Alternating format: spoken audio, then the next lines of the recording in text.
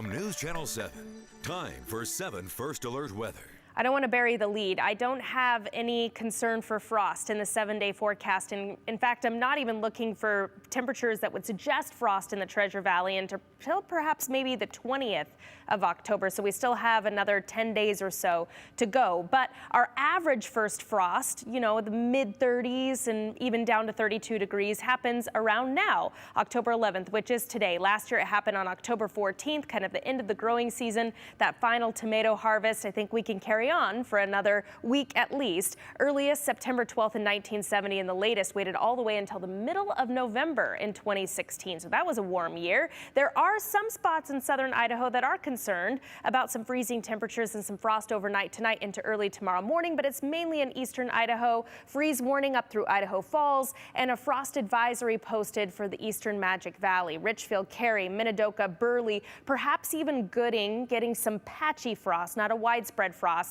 And I do think with our temperatures expected to warm up once again for us for the rest of this week and maybe a 10-day, 12-day period ahead, maybe you could get away with just covering up those plants and keeping the growing season going for several more days as a high-pressure ridge is building back in across the region, and that will keep our temperatures above average. It'll keep our pattern fairly stagnant, so that means we'll continue to see some smoke and some haze in the valley. We'll also have some light wind and lots of sunshine to go. Dry conditions expected to continue again until some changes that I'm potentially watching around the 20th of October, kind of next weekend, not this coming weekend, but the following weekend. So it's a ways out. Air quality and improvement today upon what we dealt with yesterday, but still mainly green and at the bottom of the yellow or moderate, mostly acceptable category. So even where you're seeing that yellow dot there, Nampa, Caldwell, the numerical value is only about 55, hasn't gotten above 60. So as I show you the numbers on the scale here, when you take a look